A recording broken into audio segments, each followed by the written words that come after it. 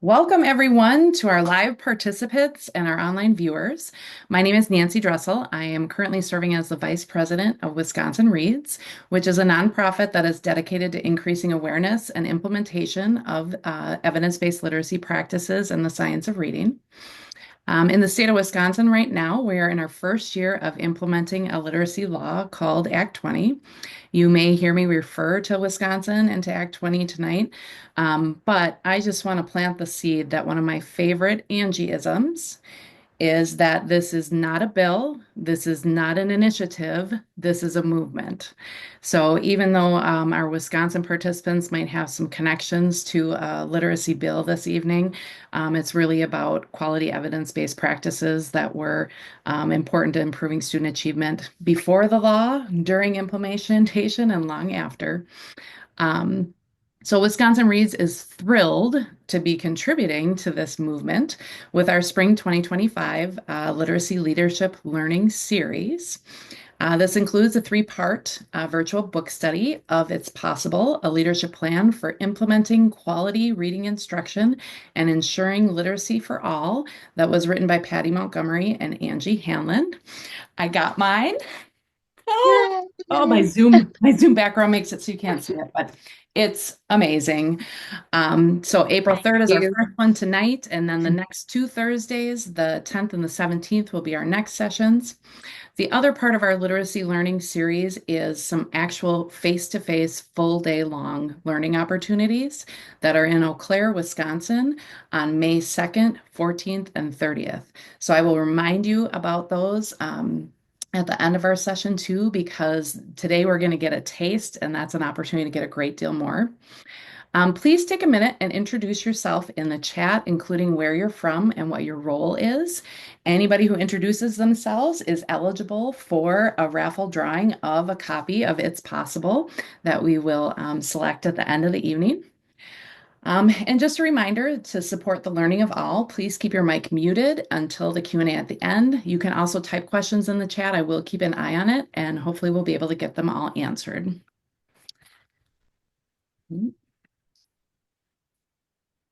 There we go. If you Oh, yeah. have not, what's that? I said, yay, they're going in the Yay! chat box. I see it. Yay.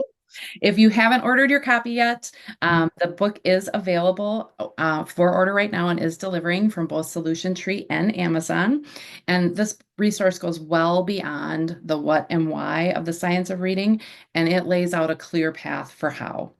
I have only been able to dig into searching for answers to questions that I have right now, and I have already found so many answers to questions that have been burning for me for a while. So I'm so excited to be able to dig into it further and even more excited to learn from Angie tonight. If you have not had the chance to learn from Angie yet, you are in for a treat tonight. She is a co-author of the book, and when I first met Angie was in 2021. I was invited to do a school visit with a former board member of the Wisconsin Reads Board at Thorpe, which is where Angie was a superintendent at the time. And I've been an instructional coach for long over a decade. I've had the privilege of being in many, many classrooms. And when we got to visit elementary, middle, and high school classrooms in Angie's school district, it was the highest level of teacher-student interaction and engagement that I've ever witnessed yet. And I was hooked then at learning from Angie, and I've been very grateful to learn from her since. She is dynamic, inspirational, unbelievably knowledgeable, and truly an expert in the field. 25 years that she's spent in education as a teacher, a principal, and a superintendent. And for her, it was through professional development and coaching and a deep dive into the research that she figured out how to improve student proficiency. And she now is working as a full-time literacy consultant, sharing her expertise with schools around the country. Angie, is there anything else that you would like our participants tonight and viewers to know about you? Um, I'll have to think for a second. No, I don't think so. You did such a lovely job. My gosh. Thank you. Thank you so much. That was such a beautiful introduction. Maybe built me up a little more than I deserve. So thank you. Thank you for the incredible opportunity to be here. I do want to say, I guess I will add that, I've been teacher, instructional coach, principal, superintendent, now full-time consultant. I still consider myself a teacher. I will always consider myself a teacher. I'm giddy and excited because I feel like tonight's an opportunity to teach a little bit. My students change, but I still love the opportunity always to teach. But the thing that is so important, I feel like to point out about my story is that above all, I'm a practitioner. So, and it's not that oh, what has Angie done or anything like that. It's the fact that I've been able to figure out how to implement that science and research that's been sitting over here for 40 plus years. And what does it look like in the classroom? What does it sound like? What do we as teachers have to say out of our mouth to our students to get them to learn? And that's the thing that I love to share with fellow educators. Yeah. Well, I am so thrilled to have you here to share with us tonight, and we're going to dig right in and get started. Great. To start us off, I have a question for you. Okay. So, the words systematic and explicit are used in almost every science of reading resource that I've ever been able to look into. And Wisconsin, like many states, has passed legislation pertaining to literacy instruction. And particularly in our legislation, it specifically calls out the need for science-based early reading instruction that is systematic and explicit. I don't know what that is. So, based on your deep, deep knowledge and expertise, how would you describe what science-based early reading instruction and that systematic and explicit is? All right. I am thrilled to talk about it. If you'll go ahead and go to our next slide, I've got a few slides. First, though, I want to say that making a shift to science-based literacy instruction, making a shift to the science of reading, to explicit instruction, to evidence-based practices, it can be a challenge, especially, let me emphasize that, especially if teachers and schools are leaving a balanced literacy approach. And I remember switching to the science of reading, and there was this guilt of like, oh my gosh, I've got to get my students back from previous years. So I really feel like we need to let that guilt go and just think, when we know better, we do better. I know the National Reading League says that, but it can be a very difficult shift. So, first, we really need to understand the language. So, I want to begin. There are two sentences that I want to highlight out of chapter 1 of the book that were written by the lead author, Patti Montgomery. And the first one says this. It is important to note that though teachers are being trained in the content of how students learn to read, which you mentioned, as far as Wisconsin, Act 20, and so many states have initiatives where we're doing that piece now, where they're wanting teachers to get the how. I saw in the chat box, there are some of my friends from Missouri and the Missouri and Kansas Reading League in here. And, they have that same thing that teachers are being now trained in the content of how students learn to read. The only problem is we can't stop there because sadly, continuing on with the quote from the book, sadly, little of the coursework or professional development teaches teachers how to implement the research in their classroom. And if we stop with the science of reading, we're not going to go far enough. And then that's where you heard me say at the beginning, you said that quote that that I've said, this can't just be a bill or an initiative. It really has to be a movement. And it's a movement and an opportunity to do best practices to reach all learners. So talking beyond that, then the how of reading, because the science of reading really gives us two things. It gives us the how and the what, and you'll hear me refer to that several times tonight. But going on with the other quote, a structured literacy approach is just that. It is a much more structured approach, and structured more than the word guided or facilitated. It is more structured, and it's outlined. It is more outlined than other approaches to the teaching of reading. But teachers must understand the differences to teach reading correctly. So the key is explicit instruction. So I'm going to now talk about the what and the how. So if you will go ahead and turn to the next slide, if you will. So, the science of reading provides us with two things. I always talk with my hands, so I apologize. That's the elementary teacher in me. So, I want us to think about the what and the how. If you were with me in the room, I'd have us do that with our hands. The what and the how. If you want to join me and do that tonight, you can. The what and the how. So, the what, that is the science of reading. It's that foundational piece of what it is that students need to know to learn to read, what it is that the teacher needs to know to learn how to read. But I want to point out that how we teach is as important, if not more important, than what we teach. Let me prove that by John Hattie's research. Now, that's not an Angie Hanlin opinion. That is based upon evidence and research because John Hattie found the effect size of content knowledge, knowing what what to teach, has an effect size of 0.13, where we know an effect size of 1 year's growth by a typical student, typical classroom, 1 year's average growth is 0.4. But the content knowledge has an effect size of 0.13. But how we teach, and this is what's so exciting for teachers to learn, how we teach has an effect size of 0.6. So, how we teach is as important, if not more important, than what it is we teach. But the science of reading does give us the what. And the what, one of the pieces of the what, are those foundational reading skills. The big five, a lot of people have heard those referred to as the big five in from the National Reading Panel: phonemic awareness, phonics, fluency, vocabulary, comprehension. We think of those as the foundational literacy skills. So the what?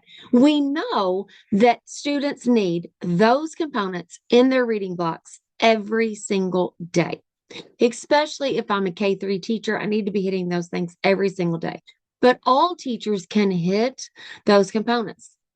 And when I go up, if I'm in middle school and high school, I'm not probably teaching phonemic awareness or explicit phonics, but I am still covering then fluency, vocabulary, comprehension.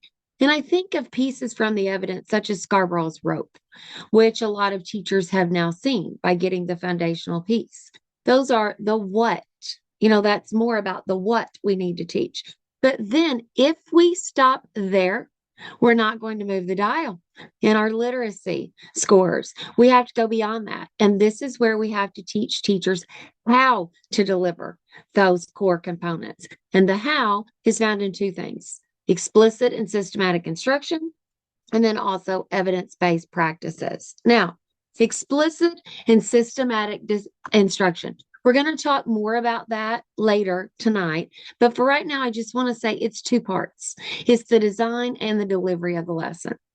Explicit, the design and the delivery, how we design the lesson, how we deliver the lesson. Systematic, though, is that there's a systematic approach. I want us to think about explicit being the design and the delivery of a specific lesson. Systematic, though, is how we look at the scope of what it is that we're going to teach throughout the course of the year. Do we have a clear scope and sequence? Because our students are going to need that for us to really have an impact in their scores. And then we go to evidence-based practices. And I've already mentioned the research of John Hattie. Evidence-based practices really tells us what works and what doesn't, what works the best, and the practices that have the highest impact. Now, when I found out that there were effect sizes that were a 0.75, something for like reciprocal teaching, explicit instruction can go from 0.6 to 0.65. Assessing background knowledge has a very high effect size. Once I learned that, I thought, wait a minute, why aren't we all just doing those? Why would we do the practices at a 0.4 or less? Why would we not just do the practices with a high effect size? So now to leaders, these are the pieces that we have to make sure that we're bringing to teachers. We have to bring them the what? That's the foundational reading skills. The what teachers need to know to impact the learning, and the foundational piece that all students need to know for how they learn to read. Say that with me: how students learn to read. But then the how is how the teachers go in and deliver that information in their classrooms. So I'd like to provide more of a specific example, if you will, Go ahead and go to the next slide. So the book lays this out very clearly, and it's found in chapter 1. It's in a table that I love, and it gives science aligned practices versus practices that are not aligned to the science of reading. I'm not going to show the whole table, but I do want to briefly go over a few of the examples. So let's take phonics, for example.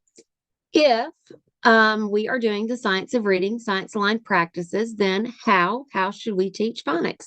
Well, explicit teaching, the explicit teaching of letter sound correspondence, and that we've got key programs, and there are great programs that lay that out explicitly for a teacher to use. We also then teach the ability to decode prefixes, suffixes, and word parts. Again, it's explicit. It's sounding out as a decoding strategy. It's the number one strategy with a science of reading aligned practice that students are taught if they come explicitly taught.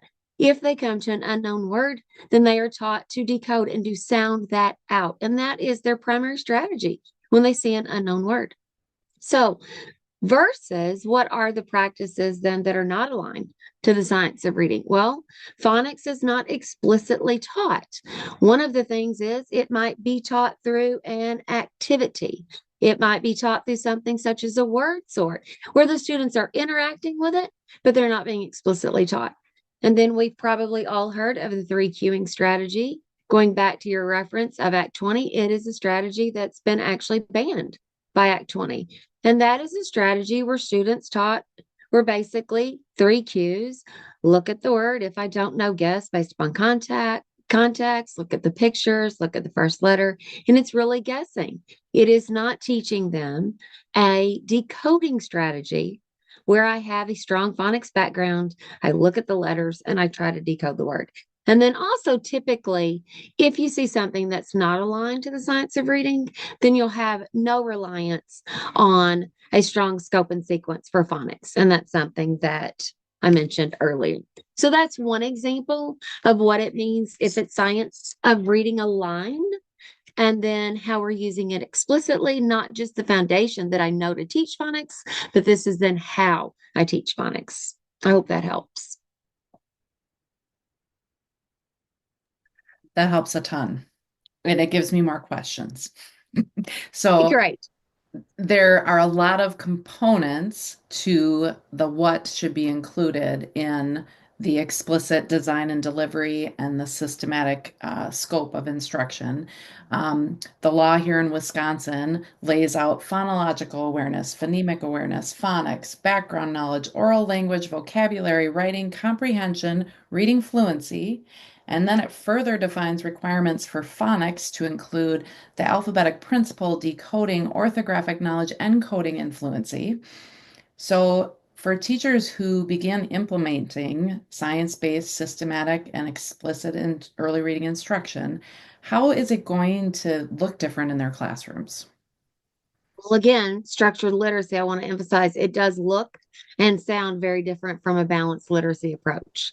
And one of the things is it's incredibly explicit and it is led by the teacher, and the teacher is the one delivering that explicit instruction, not more this where the teacher's facilitator or guide, but the teacher has the scope and sequence. The teacher knows that phonics scope. They know the phonetic approach. They know that scope and sequence, and they are explicitly teaching. So again, the book literally provides specific examples how to do this. I just want to highlight a few of these. Okay. So let's take phonemic awareness. It's one of the areas that you mentioned. Well, it's explicit direct teaching of phonemic awareness, and it's linked with letter knowledge. And it follows a logical progression. It's not just the next thing that comes up in the book, or I'm not making that up as I go, or I'm just coming up with, I've read a book and it's got this sound and it's got this sound letter correspondence. I'm going to do that. There's a very well laid out plan for that. It's a very strategic plan. It's a systematic plan. Instead of incidental teaching of speech sounds. Whereas it's something I might read in a book and then I just kind of bring that up. It's also a lack, then I'm going to actually go to the page and read something off. In that, an approach that is not aligned to the science of reading, you would have a lack of the differentiation between the phonemic awareness, the letter knowledge, and the phonics, where it's very explicit and clear and it's directly aligned to the student. We make it very clear to the student. So now let's think about phonics. Well, then again, it's the explicit teaching of letter sound correspondence. And again, it's not taught through word sorts where I may be going to acquire that knowledge. No, it's explicitly taught to the students. It's not that three cueing thing where I'm guessing, it's explicitly taught. So all of these practices happen through explicit instruction, or they don't happen without the presence of explicit instruction, because Nancy, without explicit instruction on these things, we won't reach all. And again, this is again more than initiative. I mean, an initiative is we can approach that then to be in compliance for a bill such as Act 20. We want to go beyond that because we truly want to reach all learners. So then if I'm moving on to fluency, then I'm setting measurable goals, not just for fluency, not just for the rate, because we know fluency is accuracy, rate, and expression. I'm giving measurable goals for accuracy. And I want every student to read with 98% accuracy or higher. I'm then looking after I've got an accurate reader, then I'm looking at correct words per minute. And I'm using a nationally normed measure. I'm using something such as ORF, oral reading fluency, or a CBM. Then with vocabulary, and this is where I feel like this is where it really comes to life, where it's explicit or it is not aligned to science. With vocabulary, with explicit vocabulary instruction, I am directly teaching the word. I'm saying the word. Students are echoing. I'm clapping out the syllables. Students are doing it. I'm using it in a sentence to give them the meaning. I give a student friendly definition. I then use it in a sentence. I talk about examples, non examples, synonyms, antonyms. And the words are then embedded and connected to the text that are reading. They're not in isolation. They are then embedded in the text. So I've explicitly taught those words. And then all week, then I'm going to read those words in text. And then I can bring out context clues where a strategy that's not aligned to science of reading, I might just come across those words that have been chosen to be vocabulary words in a leveled reader, or maybe I discuss them as they appear in text. And then I'm trying to then guess and use context clues to determine the meaning.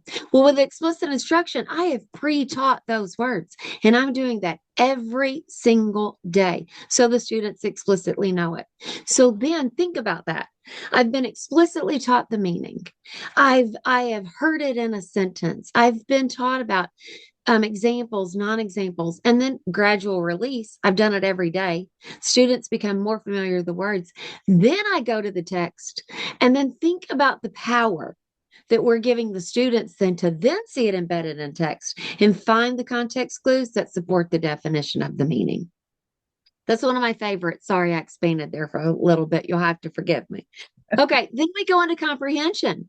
And again, it's the direct teaching of those components of comprehension. It's the direct teaching of the structures of the text, the genres. For example, how is a narrative structured versus how informational text or expository text is structured? I'm explicitly teaching that to the readers, that I want them to be able to open up text. I want them to be able to look at the text and say, oh my gosh, this is informational text. How do we know? Because I've explicitly taught it. Captions, headings, real information, real events, real people. And then also going deeper in comprehension. With the science of reading, we know the power of background knowledge. So there's a strong emphasis then on background knowledge. And when I go into comprehension, then I'm again explicitly designing that lesson. I'm not going to give student book choice or in a leveled reader. It's going to be the text that I have chosen. It's going to be on grade level. It's often then in a well designed curriculum program that is based on the science of reading. And then I'm doing small group targeted instruction. And I'm not just doing something where it is based upon where they're free reading in a literacy circle. So if you will, go ahead and go to the next page. I want to go just a little bit more because since it is on universal instruction tonight, I really want this clear. And again, I'm giving you the reference as to if you already have the book. I'm making a reference as to where it is. This is still more from chapter 1 that goes deep into explicit instruction and table 1-1. But instructional strategies that are aligned to the science of reading, again, it's explicit instruction and it is whole group and small group instruction. Because if I really want to reach all, because remember, my focus and the focus of a literacy approach that's based on the science of reading is to get all. Because by doing a flawed reading approach, we've only been getting about a third. Our national average right now is at 31%. We know 95% is possible. So, how do we get there? Well, again, explicit instruction, but in whole group and small group instruction by the classroom teacher. And in that small group instruction, it's so important to point out I'm not guessing. Every child's not getting the same thing. It is targeted and it is linked to data. It's linked to the student data. It's also linked to those 5 components of literacy. Am I hitting those core 5 components in small group as well? Am I possibly reteaching what they heard in small group? But then am I doing it on the level that the students who are right in front of me need? And am I addressing their skill gaps? So then let's compare that then to practices that are not aligned to the science of reading. Again, it's that workshop model of instruction where I might do a mini lesson and then I free the students up. And then I've got this big block of time where they're maybe doing silent reading or a literacy circle where they're over and they're reading by themselves, but it's not teacher led. Often, then, with something that's not aligned to the science of reading, a teacher will do a whole group mini lesson. Just a mini lesson, 10 minutes, and it's based upon a read aloud. It's not based upon text that I'm bringing to everybody in whole group instruction. And then maybe I'm doing one-on-one peer conferencing, or maybe I'm meeting with a few students, but I'm not meeting with all students in small group instruction, where I'm meeting every learner and meeting them in small groups based upon the data, giving them exactly what they need. So I hope that gives a little clearer picture of kind of what it looks like with if it's aligned to science of reading and what it looks like if it is not. So I just want to make sure I understand. All students get whole group, direct, explicit instruction, and all students should be receiving small group instruction.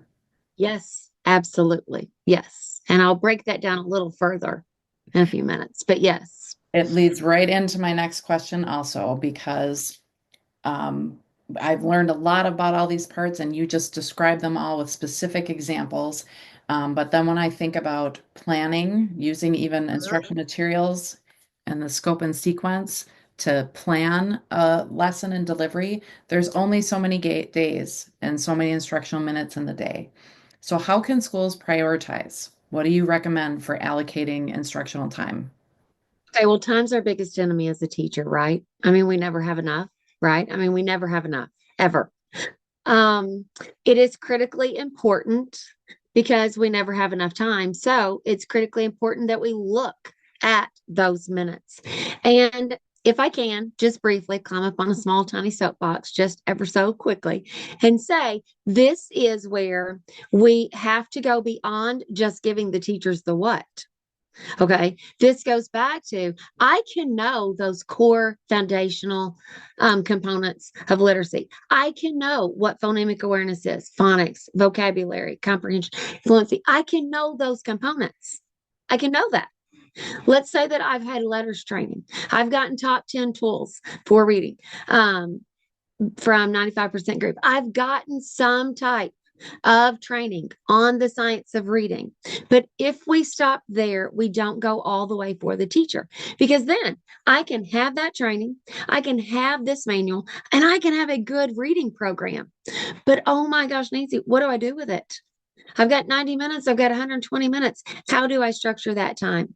And I remember as a building principal, and then also to instructional coach and superintendent, but especially when I was really doing the school turnaround work as a building principal, the work that I write about in the book. This was where the teachers needed in the beginning the most help.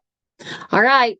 Now that I know this, how do I go forth and what do I do? Okay. So, one, as leaders, we've got to look at the master schedule and we've got to make sure that we are maximizing our instructional minutes. I want everyone, if you haven't heard that phrase, if that's new to you, I want you to memorize that, please.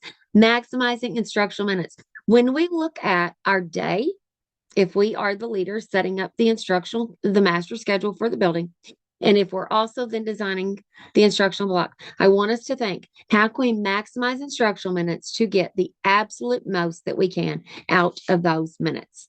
And I was shocked, Nancy, as a principal, of how many minutes that we were losing or that we were wasting. And when we looked at the master schedule, we immediately saw an increase in our data because we were then giving students enough time to actually master the things that we were teaching them. So let's start off just simple basic. How long should the block be? Well, 120 minutes is ideal, but 90 minutes at a minimum. All right. Now, I've seen schools that will do the approach. All right, we've heard somewhere that reading instruction is better in the morning, so let's have everybody. Let's just set aside 8 to 10.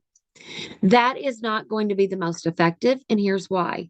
One, it's not. It's going to make it extremely hard on the building principal then to get in everybody's room to then give that feedback, that coaching, that support that the teachers are going to need as they make this shift from a balanced literacy approach to a structured literacy approach. Also, though, when we really start meeting the needs of our students, we know that something's going to emerge, and that's the need for intervention.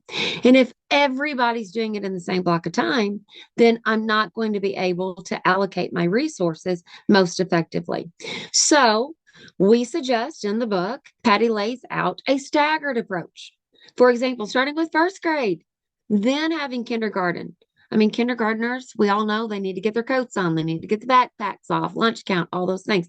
Doing a staggered approach so that it is staggered throughout the day. So that's one of the things that we suggest. And again, it helps principals get in the rooms. It also helps us better allocate the resources. The interventionists then can have intervention groups all throughout the day. And when I'm setting up that master schedule, the thing that we start with, what are the non-negotiables? Art, music, science. I mean, what art, music, PE? Where are those? I fill those in. Lunch, where are the lunch blocks? And then I start going from there. And then the very next thing I look at, then I start looking at building blocks, those literacy blocks, and where am I going to put those in my schedule? Now, for a whole group typically lasts anywhere, depending upon the grade, anywhere from 45 to 60 minutes. And I often explain to on a day one where I'm really introducing everything, especially like I always taught grades 3, 4, and 5. I may have a 60-minute whole group lesson on a Monday or a day one, but then later on in the week, I can get that down to 40, 45 minutes. In kindergarten, though, with attention spans being much shorter, that will look more like 30 to 45 minutes. I do want to point out if principals need work or need help doing a schedule, there is a schedule builder, schedule maker at Schools Cubed. Patty's graciously set that up. People can go there. You can actually put in your pieces and then you can actually start building a schedule. I did that as a first year principal and a second year principal, and it greatly helped us. And then we were able to figure it out. We had a good understanding of how to do that. We're able to do it again then by ourselves. But I do have a phrase here, make every minute count. We have to maximize the instructional minutes and we have to make every minute count. Now, that kind of helps me just set up the schedule, but I want to go a little deeper because I know we have teachers on here. Now, if you'll click to the next slide, I want to talk about then what it looks like in specific grades with specific teachers, because we've talked about those core components. How much time do I spend? I remember having kindergarten, first and second grade teachers looking at me and say, okay, Angie, I know phonemic awareness is important. I know phonics is important. How much time do I spend on it? I mean, the book suggests 5. Is that enough? Okay, well, no, we know that it's not. So here is an example. This is a table that is in the book. It's table 2.2. It's found on page 36. So let's look at this. Kindergarten, phonemic awareness and phonics. It's going to look about like 25 minutes. Oral language development. A lot of states now in their literacy bills and literacy initiatives, they're adding the importance. New York has big six, not big five. They're adding the importance and stressing the importance of oral language development for our students. And again, these times are for explicit instruction for the students that are receiving. Listening comprehension, again, they're not sitting there reading, it's listening comprehension in kindergarten, about 20 minutes. And these are the whole group minutes before I then would break off, and then I would start doing my explicit instruction in small groups. Then we look at first grade. Again, about 25 minutes, phonemic awareness, phonics, 10 minutes fluency, reading comprehension, 20.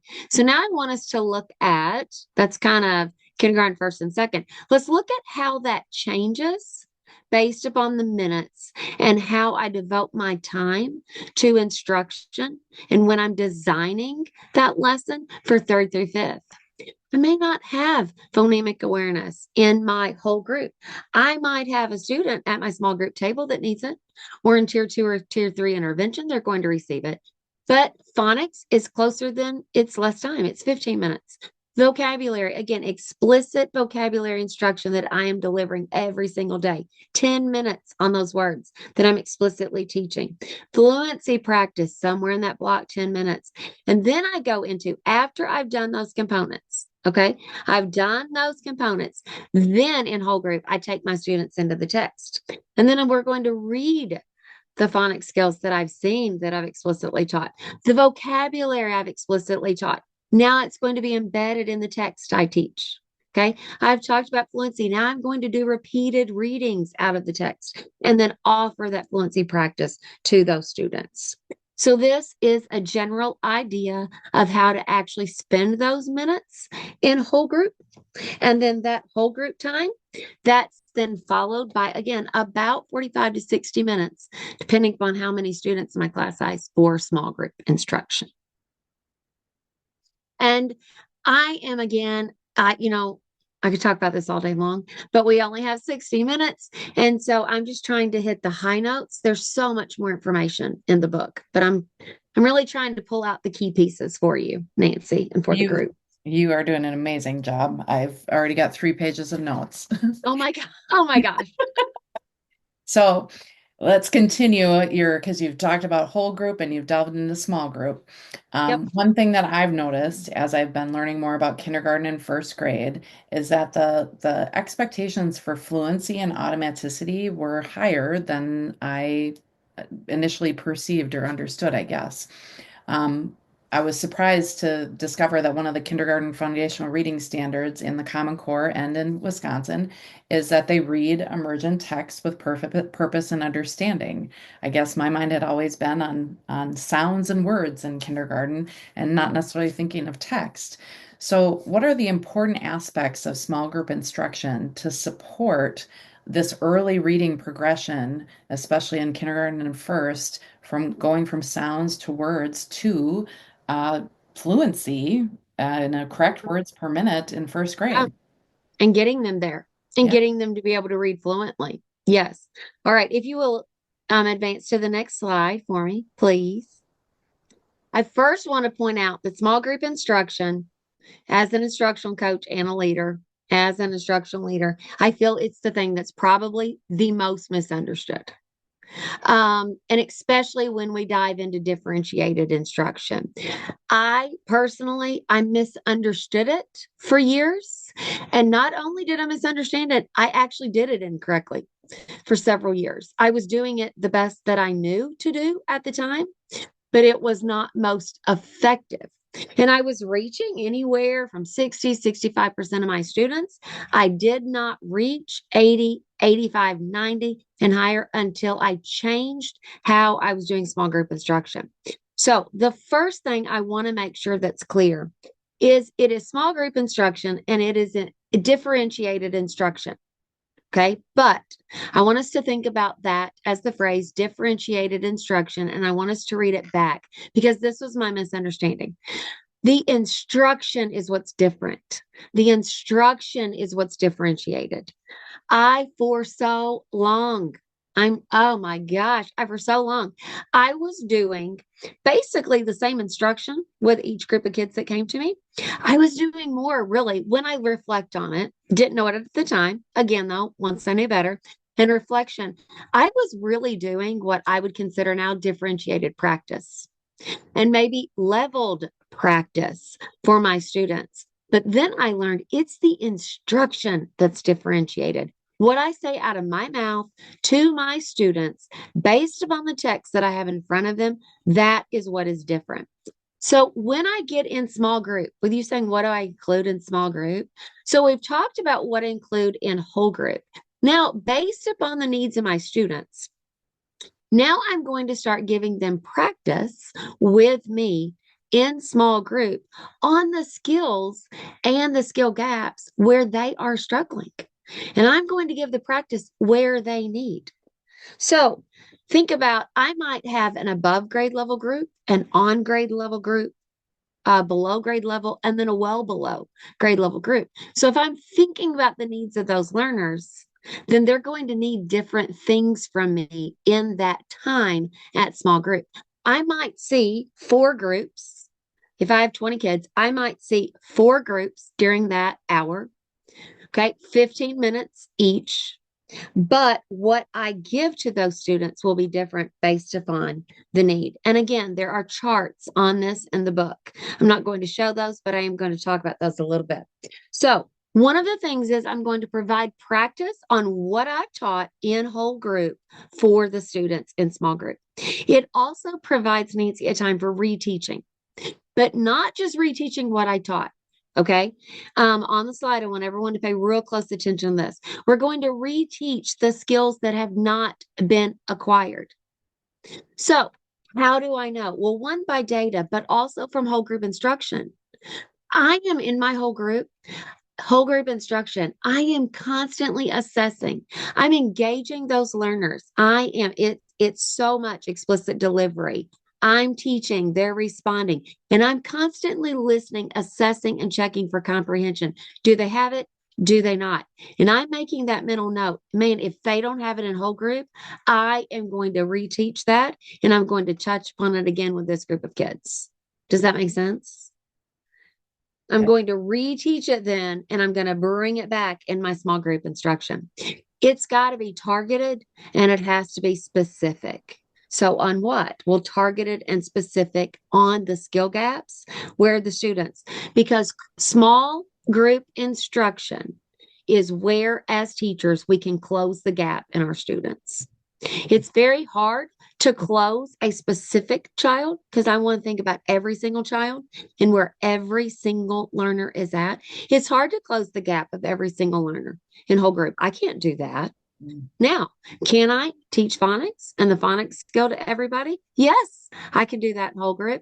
But if everybody doesn't have it, if they haven't acquired that skill in whole group, then what am I going to do? I'm going to meet the needs of that learner in small group time when I then am providing that differentiated instruction in small group. So I not only base what I give the students based upon the data, but I also, that's how I use the data to set up the groups. And again, I'm looking at, you talked about those measures that we're assessing here in Act 20, you talked about those specific measures. So I'm looking at that. I'm looking at phoneme segmentation. I'm looking at can they blend? Can they not? Are they strong in phonics? Can they decode? Do they have CVC? Do they have long vowel? Do they not? And then I'm grouping my students based upon their skill gaps and their skill needs. And then again, my whole focus in that time is to close those gaps. Or if I've got a student that's on grade level or above grade level, oh my gosh, it's giving them the time to read with me, go into that text, and then I'm going to really pull out all those vocab and comprehension and those components that are over there in those big 5 components. And all of this must be delivered at a pace that allows for one thing, and that's multiple repetitions. Because we know from our struggling learners, and one of my favorite pieces in the book is there is a graphic that talks about the number of repetitions that a struggling learner needs. Okay. And it can be 100 or more. A skilled reader, 1 to 4, 1 to 7, might have it in 14. A struggling reader might need 40. I mean, beyond that, 100 or more repetitions. So, how am I getting that? Well, one, I'm getting some of those repetitions in whole grade, but man, then I'm drilling and I'm really picking up that pace. I've got a perky pace in all of it, but I do have to have a pace in small group that allows the number of repetitions for the students to master that content. Again, that's where I'm wanting to close the gap. So that's where I'm wanting them to master that content.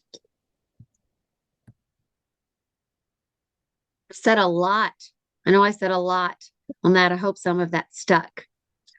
I love that you mentioned perky pace, Yes, because that is a part of explicit instruction mhm, that I have that has just been coming up over and over, and that I've been working on myself, and that I've been supporting some teachers and working on, and it's not easy. it So, is not. and then And go I'm ahead. sorry. And I really think it's from the best interest of the teachers. This is what I see. Okay. And when when you're coaching and support, like, how do I get them then to fix that, to address that or increase that pace? Here's what I think we do. And I think it comes from a great place because teachers deeply care about their students, right? I mean, they build those relationships. Those are their kids. They deeply care and they think, but this is a struggling reader. So what do? I slow it down. I want to make sure they get it. And I often see in intervention and in very scripted programs, something like UFly, 95% phonics, SIPS is a big one, really great reading. One of those core programs that I'm using that's scripted, even something such as Wilson or one of those approaches, then what I see is the teacher slows it down. And the pace, even in an intervention, isn't quick enough. And here's the problem with that. The problem is then it doesn't allow us to give the student the number of repetitions they need. So actually, I tell teachers instead of slowing it down for a struggling reader, we need to do just the opposite. We need to pick it up, get that quick, brisk, perky pace so that we are giving the student and their brain the number of repetitions they need to do what? To master that content so we can close that skill gap. And then, if you will, sorry, I got a little Yeah, sidetracked. If you no, want to go on, I keep want to talk a going. little bit more about explicit instruction. So, again, this was one of the things that I learned when I started receiving my training way back in like 2008 from the incredible Dr. Vicki Gibson and Dr. Anita Archer's book, Explicit Instruction. I learned the design and the delivery. And this is so well laid out in the book. Patti does a beautiful job laying out the design piece and the delivery. And I often say the design and the delivery. And I so often as a teacher really tried to perfect the delivery. And I think that's part of the error I made because now I know that if we don't design an explicit lesson, we can't deliver an explicit lesson. So we've got to look at the design. Now, the book goes through all the components. I'm just going to briefly highlight these and talk about them. But the design of the lesson starts in one place, and that's what's the big idea. It's the question that we ask ourselves, what do we want students to learn by the end of this lesson? Yes, I'm looking at the grade level standards. That's what I want them to learn by the end of the year. So these are based on the standard, but what is it that I want them to learn at the end of this lesson? I've heard these called learning targets, learning objectives, learning intentions. We often see them in an I can statement or students will be able to, but it is what do I want them to learn, not do at the end of the lesson. What do I want them to learn by the end of the lesson? Okay. Another component, conspicuous strategies. This is where there are explicit strategies that I know will help the student learn the skill. So I'm designing and I'm building in those strategies. I know they are successful. So I'm building those strategies in. Strategic integration. It's then I'm being strategic. I am building in what I know the students have learned. So then I'm building in strategies where they can apply that learning. Okay, so I've taught it, but can they apply it? Then we've got scaffolding. Those are the small steps, small tasks, small chunks. We often think of scaffolding like this. We are building up to the standard that we want the students to know. So it's those small steps, small chunks, because we know that students will learn better if we break it up into those small chunks. And then again, the design. I'm looking at background knowledge. And if I've assessed it and they have none, then I go into front loading it. Then I've got to bring that so that there's a foundation there to attach that learning to. And then, of course, we know that it's got to have the judicious review because students we know are more likely to retain information and to retain mastery of information if it is reviewed over time. If I space that out over time, instead of doing just one mass lesson on it, leaving it and forgetting it. So those components in my design, I've got to build all of those in. Then let's look at the delivery. It also needs to be explicit. So again, frequent responses. I am eliciting frequent responses in different ways. I might do a turn and talk. I might do a choral response. I love students to have a whiteboard. I get immediate feedback from that. It's turn and talk to your partner. I'm listening. And then I say, oh, listen to what I heard here. And then again, it's at a brisk, perky pace. I'm giving adequate processing time for the students. I'm monitoring their responses. Again, I'm gathering feedback and I'm also providing feedback during that time to the students. So again, it's the design and the delivery. I was only able to talk a few minutes, but it's a whole chapter that is clearly laid out for that. And it really deeply explains. There's a chart and it gives all of the components. Oh, and I love it. It gives look fors. There are sentence stems that this is what it sounds like. This is what a teacher will say. And what I love that is often the teachers know, but the principals don't know those look fors for explicit instruction. So it gives the look fors, and I even think of the listen fors that the principals can sit in that room. And you can use that as like a walkthrough tool. Am I seeing explicit instruction? Are the teachers delivering explicit instruction? How do I know?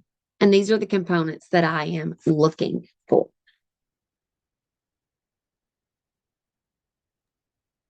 Thank you. That is amazing. And I can't believe how much you power packed into the last 50 minutes. Um, Trying, we trying to get as much as I can. you did. I cannot emphasize how much information there is succinctly in the tables in this book, Oh and man, the sidebars with research in it. That literally is as far as I've gotten to get so far, and it's been helpful to my practice already. But I know we great. only got a tidbit with you tonight about some of the chapters that apply to universal instruction. So, Yeah, what can teachers and leaders expect to learn about universal instruction when they get a copy of this book? sure. If you'll go ahead and go, I've got my summary page. So one, I just want to say, we cannot put this on the backs of teachers. Mm. Teachers are the ones that are in the rooms delivering it, but teachers need coaching and support. They need modeling in the rooms, they need coaching, they need support, and they need guidance. And they also need expectations. And all of this, there's got to be an instructional leader leading the work. Let me say that again. There must be an instructional leader leading the work because it will not happen without that. Patty has, it's one of my favorite sentences in the book. And she writes, without an instructional leader at the helm, it's not going to happen. And she also goes a little further and says she's not seen it happen in a building without an instructional leader at the helm leading the work. So here's what we hope. This is what we aspire that people will learn. This is what we're endeavoring to bring with the book. One for teachers, how to provide that quality tier one universal instruction. And then for the leader, how to ensure that it's in place There is, for every single system that's in the book, there are six of them. There is a rubric, there's an evaluation. Oh, it's one of my favorite pieces. There's an evaluation tool, and it is a rubric, and schools can then assess where they are on the explicit instruction one. Oh, Okay, and that is found on pages 53 through 55. And it goes over way more than I talked about tonight. And then schools look at, okay, where are we? We can sit down as a leadership team and assess where are we as a building in our tier one instruction. And then where are we? Where's our next step? Then where are we going? The very next box. Look at then why you're in the box you're in. Are you basic? Are you effective, proficient, or are you an exemplar? Where are you? And then what's your goal? So until quality universal, this is straight out of the book on page 52, until quality universal or tier one instruction is in place, students will unfortunately continue to read below grade level. So we have to change tier one instruction. I think a lot of us have heard the phrase, it's one of my favorites. We cannot intervene our way out of a tier one problem. I emphasize that in my part of the book. So we've got to give teachers the what. We have to give teachers the how. We have to teach them how to design an explicit lesson. We have to teach teachers how to deliver an explicit lesson. Principals must be in the room assessing.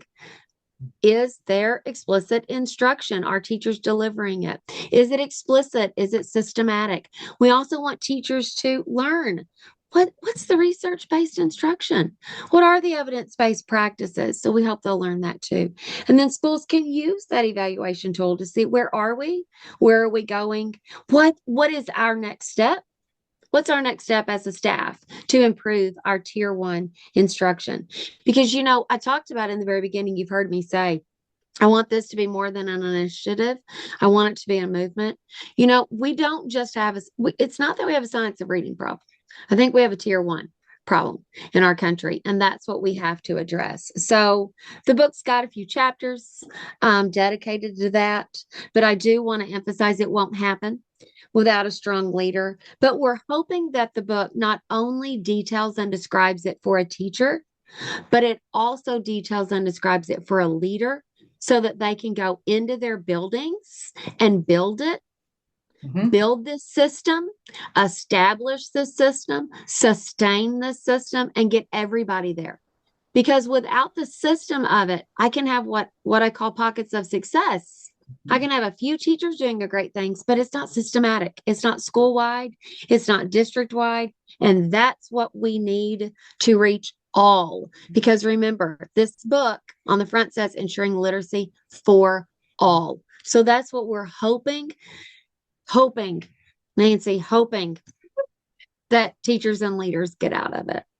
So for our participants and viewers, I flipped open my book to the table that you were talking about on pages 53 to So 55. 55, yes, Yes, and I was excited to see that it's downloadable when you own the it copy is. from Solution Yes, Tree, so that it you can is. print that off and mark up your notes about your reflections about where you're at Yeah. and your bright spots within your building about where you think Yes. it's Yeah. happening, so that you can learn Yeah. from each other. And Um, And what are the strengths? What are yes. the things that we can expand on? But where are we? Where are we? And where are we going? And it's a great activity for a leader to do. Teachers can also look at that, but it's great for teams because one of the systems we talk about is setting up that shared leadership, having those teams, school leadership teams. And it's a great team activity for teams to go through all of these evaluation tools at the end of each system. Well, I'm confident that this book is going to be one that's on my shelf with a ton of sticky notes sticking out of it and lots of highlights and annotations in the side that I will be pulling off my shelf for years as I am able to delve into different parts of this. So for our participants tonight and our viewers, if you haven't ordered your copy yet, I cannot express more. Sometimes there's books that are uh, linchpins in your career that change how you approach things and give you a pathway forward. And for me, I know that this is one. Oh, So, thank you. yeah, Thanks, Nancy. Wow. absolutely. Go out and get it today. We do have a winner. So, Yay! one of our participants who introduced themselves right away, um, Erin from Bloomer, is a reading specialist. Nice. Yes. Congratulations. I will send you an email from info at Wisconsin Reads and get a mailing address from you so that we can get you your copy of your book so soon. I also just want to come back to how we started. This is just the first evening tonight of our Wisconsin Reads Literacy, Leadership, and Learning series. So we've got two more nights with Angie for the It's Possible book study. We're back to get together again next Thursday, April 10th. And that week, we're going to be focusing on chapters connected to assessment. So if you have questions related to assessment, if you want to put them in the chat right now, I'm going to share those with Angie so we can try and build them in to try and make sure that they're covered next week. And then the last week on the 17th is going to be about leadership. Even better than that, though, is the opportunity to be face to face with Angie on 3 different days in May in Eau Claire, Wisconsin. So, Friday, May 2nd is about universal instruction. Friday, May 16th is about assessment. And then Friday, May 30th, again, will be about leadership. So, if you can imagine, I have 5 pages of notes and sticky notes on pages in the book to go look at further from our 45 minutes tonight. If you can imagine getting to spend a full day with Angie, learning and diving deeper into universal instruction, I hope you can come and join us in May 2nd. I will be there with her too, and I just can't wait for it. And So we will go deep. We'll go deep into it, Nancy. I, I'm so excited. I can't wait. Angie's contact information is up on the screen.